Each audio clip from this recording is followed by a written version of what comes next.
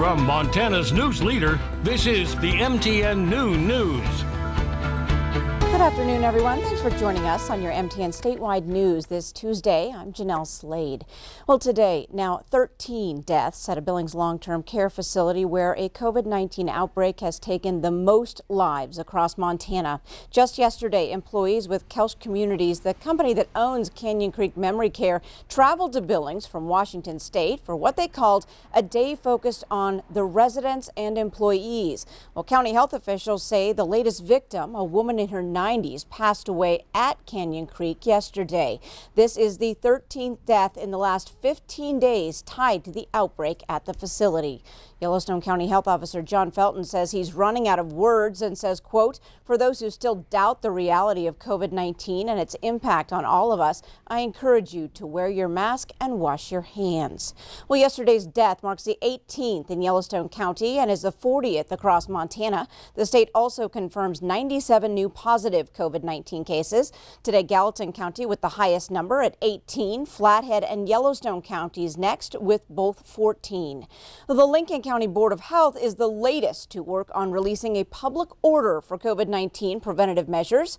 The county is seeing an uptick in cases with 34 right now. Well, yesterday, the Cowboy State reported the largest single-day increase in COVID-19 cases since the pandemic began in March. 62 new cases were added in 11 different counties, Teton County leading the way.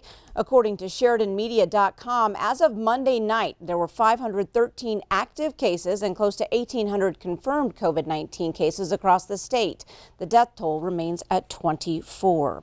Well, negotiations over the Phase 4 coronavirus relief bill are about to begin in earnest. Natalie Brandt has the details. Senate Majority Leader Mitch McConnell says the new coronavirus relief package emphasizes getting kids back into schools this fall. Our goal must be in-person instruction. This majority is preparing legislation that will send $105 billion so that educators have the resources they need to safely reopen. White House negotiators will be meeting with Democratic leaders for the first time today to discuss the legislation. Instead of working with Democrats in either the Senate or the House, Leader McConnell has decided to write the bill behind the closed doors of his office. The president's proposed payroll tax cut is expected to be met with opposition on Capitol Hill. There's also disagreement over additional funding for coronavirus testing and money to help state and local governments. The GOP proposal of about $1 trillion is far short of the $3 trillion plan passed in the House. $1 trillion is not nearly sufficient. The states and local governments need $1 trillion themselves. That's without testing, that's without individual assistance. We need to do more. Some of the president's advisors have been pushing him to take the lead on coronavirus messaging.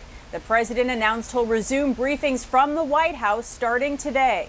He's the right person to give the information to the American people, and boy, does he get the information to a lot of the American people during his briefings, as noted by the ratings, as he himself pointed out. Recent polls show President Trump losing ground to his Democratic rival Joe Biden on who Americans trust to handle the pandemic.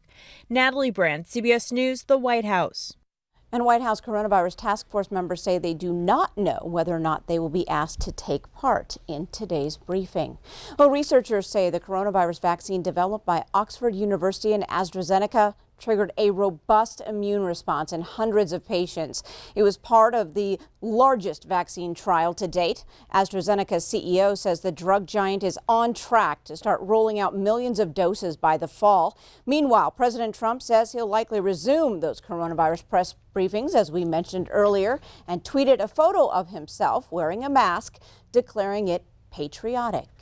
Well, time now to move on to the weather scene with meteorologist Ed McIntosh. Good afternoon, Ed. Good afternoon. It's already starting to heat up, Jeanelle. We're getting some hot readings across the state. Here's where we were yesterday for daytime highs. The readings were in the 70s, 80s. You notice a lot of 80s in western Montana. We got a little catching up to do from Kalispell down towards Dillon today, but not that far behind. Current temperatures already warmer now than it was all day yesterday in Cutbank, Havre, Great Falls, Lewistown, and really close for many of the other locations. It's all part of a high-pressure ridge that's building in, and that will continue to influence our weather heading into tomorrow. So the hot temperatures are moving in, but the red arrow also indicates some moisture that could stream up as far north as Montana.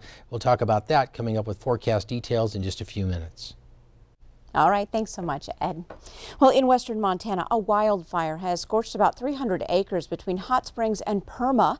Fire officials tell us flames are burning about 1.5 miles north of Perma Bridge along Highway 382.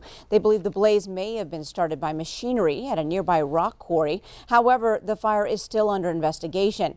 Now, Highway 382 is still open, but fire crews closed Clear Creek Road in that area. No evacuations are in place and no injuries have been reported. Well, the governor's Grizzly Bear Advisory Council is close to wrapping up its year-long efforts for recommendations of Montana's long-term bear management and conservation. The 18-person Citizen Advisory Council is made up of biologists, ranchers, hunters, business owners, and more. A draft of the final recommendations by the council calls for an increase in grizzly education and outreach and additional resources for bear-human conflict prevention. The council could not reach a consensus on establishing grizzly hunting. Another public meeting is set for tomorrow. Details can be found on the Fish, Wildlife and Parks website. Well, changes are coming to the Frontier Conference football schedule. The 3-member schools outside Montana will delay their games until spring. College of Idaho, Eastern Oregon University, and Southern Oregon University are making the move due to COVID-19 concerns. The Frontier Conference will now play this fall with only 5 teams. Well, the FDA already cracked down on flavored e-cigarette pods that are thrown out after each use, but several companies thought they found a loophole by making the entire device disposable. Now the FDA is giving the makers 15 business days to remove them from the market. The agency sent a warning letter to 10 companies yesterday. They say the packaging even mimics brands like Twinkies and Cinnamon Toast Crunch that appeal to kids. So far, at least one company has complied with the FDA.